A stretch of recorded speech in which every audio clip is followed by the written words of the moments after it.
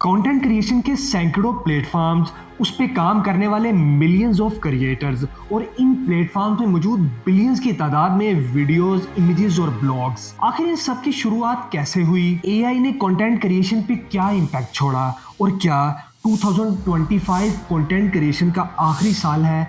आइए आज की वीडियो में इसकी डिटेल जानते हैं। आज हमारे यहाँ जब भी कंटेंट क्रिएशन की बात होती है तो हमारे जहन में फौरी कोई ना कोई यूट्यूब चैनल, कोई वेबसाइट या बड़ा इन्फ्लुएंसर आ जाता है। लेकिन कंटेंट क्रिएशन का काम हजारों साल पहले से चला आ रहा है। यकीनन तब कंटेंट क्रिएशन आज के दौर से बहुत मुख्तलिफ था और शायद मुश्किल भी। जब मोबाइल, लैपटॉप्स, हत्ता के पेन और पेपर भी इजाद नहीं हुए थे, तब नॉलेज या टीचिंग्स को तीन तरह से फैलाया जाता था। इसमें पहले नंबर पे थी oral story telling. Ancient societies जैसा कि ग्रीक्स और इजिप्शियन गैदरिंग में बहादुरों के किस्से कहानियां सुनाई जाती। वो अपने फोरफादर के टीचिंग्स और हिस्टोरिकल इंसिडेंट्स लोगों को सुनाया करते थे। एक जनरेशन से दूसरी जनरेशन तक, हत्ता के कई सदियों तक ये मिथ्स, टीचिंग्स बाकी रहती। जैसा कि चीजें पुरानी होने के साथ साथ एंटीक होती जाती हैं, इसी तरह ये टीचिंग्स और मिथ्स जैसे जैसे वक्त गुजरता जाता, ये उतनी ही ज्यादा रिस्पेक्टेड समझी जाती। सेकंड नंबर पे आती थी फिजिकल इलस्ट्रेशन, जो कि हैंड ड्रॉन आर्ट होता था, जिससे किसी का मुजस्मा, खूबसूरत पेंटिंग और मुख्तलिफ डिजाइन क्रिएट किए जाते। थर्ड पे आता था रिटन रिकॉर्ड, जिसमें स्पेसिफिक कोड्स और स्केचेस और खास किस्म की लैंग्वेज में स्टेटमेंट्स होती थी। जो लोग ये काम करते थे उनको स्क्राइब या आर्टिसन कहा जाता था। ये उस वक्त के टेस्टिमोनियल या हिस्टोरिकल स्टडी को किसी पत्थर या दरख्त पर लिखा करते थे और इसके लिए वो नुकीले पत्थरों का इस्तेमाल किया करते थे। वैसे तो पहला पेपर और रीड पेन 3000 BC में इजिप्ट के लोगों ने डिस्कवर कर लिया था। इस पेपर को पेपायरस कहा जाता था। ये पेपायरस एक दरख्त था जिसके अंदर से उसका नरम हिस्सा निकाल के उसको ट्रिम करके इसको पेपर की शक्ल दे दी जाती। मगर जो प्री मॉडर्न पेपर है वो चाइना के अंदर 105 सेंचुरी में काई लन नामी एक कोर्ट ऑफिसर ने इजाद किया। ये पेपर 8th सेंचुरी में बगदाद पहुंचा और 11 से 13 सेंचुरी में यूरोप में इसका यूज होने लगा और फिर मॉडर्न पेपर की शुरुआत भी यूरोप से ही 1806 में की गई। अब जैसे जैसे डिस्कवरीज हो रही थी, कंटेंट क्रिएशन भी इन्हीं टूल्स के साथ इवॉल्व होती जा रही थी। लोग सुनते, पढ़ते और इसके बारे में फिर जो अपनी अंडरस्टैंडिंग होती उनको इन प्री मॉडर्न पेपर्स में लिखते और वो अगली जनरेशंस तक जा पहुंचता। पहली परमानेंट फोटोग्राफी 1826 को जोसेफ निसिफोर निस्प ने की। इस पहली तस्वीर लेने के लिए उनको 8 घंटे का इंतजार करना पड़ा और इस पहली तस्वीर लेने के प्रोसेस को हेलियोग्राफी का नाम दिया गया और यही प्रोसेस रिफाइन होता होता कैमरे की इजाद का सबब बना। इसके बाद 1954 को कलर टेलीविजन बना और 4 अक्टूबर 1957 को सोवियत यूनियन की स्पुतनिक नामी सैटेलाइट को लॉन्च किया गया। पहले एक इजाद से दूसरी इजाद तक कई साल या सदियां भी लग जाती, मगर 19 से 20 सेंचुरी में होने वाली डिस्कवरीज ने पूरी दुनिया का रहन सहन मुकम्मल तौर पर तब्दील कर दिया। इसी तरह 1973 को मोटोरोला कंपनी के इंजीनियर डॉक्टर मार्टिन कूपर ने पहला मोबाइल फोन इंट्रोड्यूस करवाया और उसके कुछ साल बाद 1989 को ब्रिटिश साइंटिस्ट टिम बर्नर्स-ली ने वर्ल्ड वाइड वेब का प्रपोजल पेश किया, जो कि ग्लोबली इंफॉर्मेशन शेयरिंग का पहला प्लेटफॉर्म था। और फिर इंटरनेट की बूम के बाद पूरी दुनिया ने हिस्ट्री की सबसे बड़ी डिस्कवरी को देखा और वो थी artificial intelligence. Everywhere we look, there's talk of the upcoming technological future.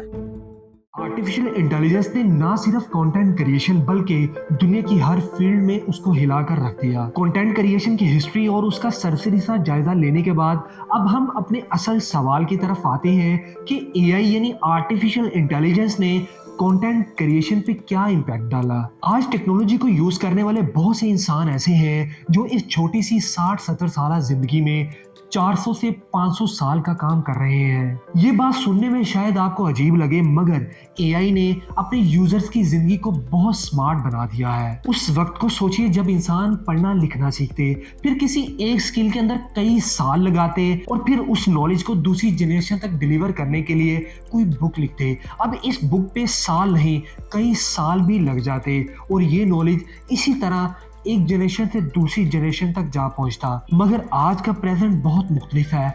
आज अगर आप कोई भी बुक लिखना चाहते हैं तो आपको जस्ट एक प्रॉम्प्ट देना आना चाहिए। प्रॉम्प्ट वो इंस्ट्रक्शन है जो एआई टूल्स को दी जाती है, जिसकी डिटेल डिस्कशन हमने इस वीडियो में की है। अब आप इन एआई टूल से एक बुक नहीं बल्कि हजारों बुक्स भी चंद दिनों में लिख सकते हैं। अगर आप किसी भी स्पेसिफिक स्किल में मास्टरी चाहते हैं, पहले तो इसके लिए आपको सालों सर्व करना पड़ते थे, मगर आज आप सिर्फ एआई टूल से इसको चंद दिनों में सीख सकते हैं। और सीखने की भी क्या जरूरत, अब एआई ये सारा काम खुद ही चंद सेकंड में कर देता है। पहले प्रॉब्लम सॉल्विंग या किसी खास इंफॉर्मेशन के लिए एक शहर से दूसरे शहर तक जाना पड़ता, और अगर खुद के पास भी बुक्स मुयसर होती तो उनमें से अपने जवाब ढूंढने के लिए कई घंटे लग जाते। मगर आज ये सब कुछ एआई टूल्स की वजह से सिर्फ चंद सेकंड में पॉसिबल है। आप दुनिया की कोई भी लैंग्वेज लर्न करना चाहते हैं तो ग्रामरली और प्रो राइटिंग एड जैसी एप्स का यूज करें।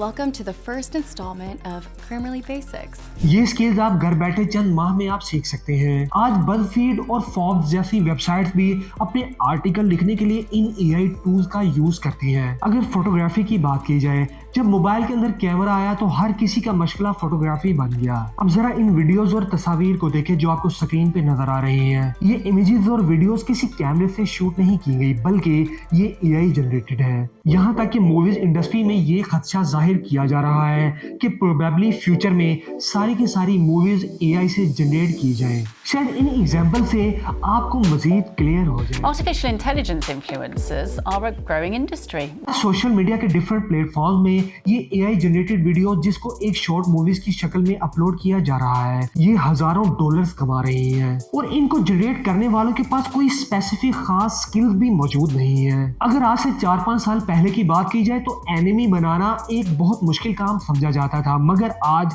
एआई टूल जस्ट एक प्रॉम्प्ट से ऐसे 3D एनिमेशंस बना देते हैं कि जिसका तस्वुर आज से पहले किसी के पास नहीं था। अगर आज से 4-5 साल पहले की बात की जाए तो एनिमी कार्टून्स और ऐसी एनिमेशन बनाने के लिए बहुत सारा वक्त दरकार होता था, इसके लिए कॉस्ट भी बहुत ज्यादा आती थी, मगर आज एआई टूल की वजह से ये सब का सब सिर्फ चंद सेकंड में किया जा रहा है।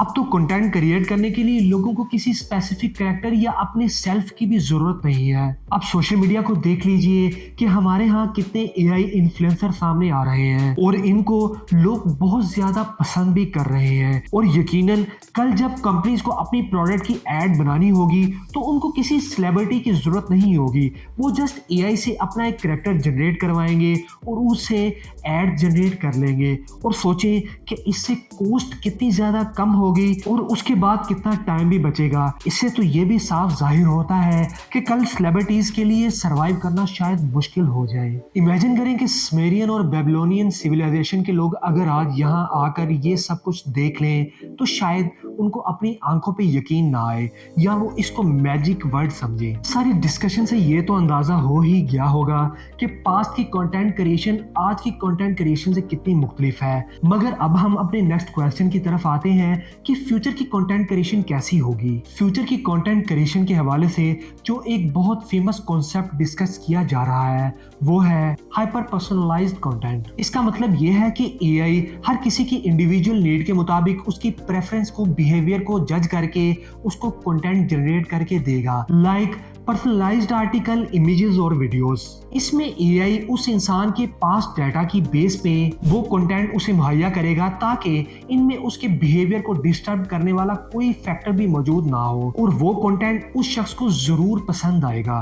दूसरे नंबर पे एआई वर्चुअल क्रिएटर्स भी सोशल मीडिया की मार्केट में आम हो जाएंगे। मतलब अगर किसी ब्रांड को अपनी प्रोडक्ट की एडवर्टीजमेंट करनी होगी, उसे किसी रियल वर्ल्ड सेलिब्रिटी की जरूरत नहीं होगी, बल्कि वो या तो किसी एआई इन्फ्लुएंसर को हायर करेगा या एआई से कोई ब्यूटीफुल सा कैरेक्टर जनरेट कर लेगा और सारी एड्स उस कैरेक्टर से ही बनवाएगा। थर्ड पे इंटरैक्टिव और इमर्सिव एक्सपीरियंस देखने को मिलेंगे, यानी होलोग्राम और मेटावर्स की दुनिया। किसी को कोई भी मूवी देखनी होगी, वर्चुअल रियलिटी हेडसेट्स के जरिए वो मूवी देखेगा जिससे रियल वर्ल्ड की फीलिंग आएगी। आज हम जानते हैं कि कंटेंट क्रिएशन की फील्ड ना सिर्फ बहुत बड़ी है बल्कि इसमें कैरियर बनाने और फाइनेंशियली स्ट्रॉन्ग होने की बहुत अपॉर्चुनिटीज मिल रही हैं। आज सिर्फ यूट्यूब के एक प्लेटफॉर्म पे 2 मिलियन से ज्यादा मोनेटाइज चैनल्स हैं जिससे लोग लाखों कमा रहे हैं और आप भी इन कमाने वालों में से हो सकते हैं। लेकिन यहाँ एक बात समझना बहुत जरूरी है कि खुद को टाइमली इवॉल्व और अपडेट करें, वरना आपके कंपेटिटर बहुत आगे निकल जाएंगे। आप फेमस यूट्यूबर प्यूडीपाई की मिसाल ही ले लीजिए, उसने खुद को इवॉल्व नहीं किया, हालांकि वो यूट्यूब की दुनिया का बादशाह था और आज इवॉल्व ना करने की वजह से बहुत पीछे रह गया है। मगर दूसरी तरफ मिस्टर बीस्ट, जिसने अपने आप को इवॉल्व किया, मॉडर्न एआई टूल्स को यूज किया और उस वजह से आज वो पूरी दुनिया में सबसे बड़ा यूट्यूबर है। अगर आप भी कंटेंट क्रिएटर हैं तो खुद को जरूर अपडेट रखें। अगर आपकी वीडियोस का स्क्रिप्ट इंगेजिंग नहीं है तो चैट जीपीटी की मदद लें। अगर आपका थंबनेल अच्छा नहीं बन रहा तो मिड जर्नी से अच्छे से थंबनेल जनरेट करवाएं। अगर आपका वॉइस ओवर अच्छा नहीं है या आपको रिकॉर्डिंग में इश्यू आ रहे हैं तो आप 11 लैब जैसे एआई ऑडियो जनरेटर्स को यूज करें। हत्ता कि अगर आप खुद को 3D कैरेक्टर्स में दिखाना चाहते हैं तो आप डोमो एआई जैसे टूल्स यूज करें। अपने चैनल्स के टाइटल, डिस्क्रिप्शन और ट्रेंडिंग टैग्स के लिए vidIQ का इस्तेमाल करें, जो कि आपको AI generated trending tags provide करता है। कंटेंट क्रिएशन में आप एआई टूल्स का यूज करके ना सिर्फ अपनी वीडियोस की क्वालिटी बेहतर कर सकते हैं, बल्कि इससे आपका काम बहुत कम होगा, आपकी कॉस्ट कम होगी, आपका टाइम बचेगा। मगर जरूरत इस बात की है कि आप इन एआई टूल्स का यूज जरूर करें, क्योंकि एआई तो आपको रिप्लेस नहीं करेगा, मगर एआई को यूज करने वाले आपको जरूर रिप्लेस कर देंगे और यही एआई का फ्यूचर है।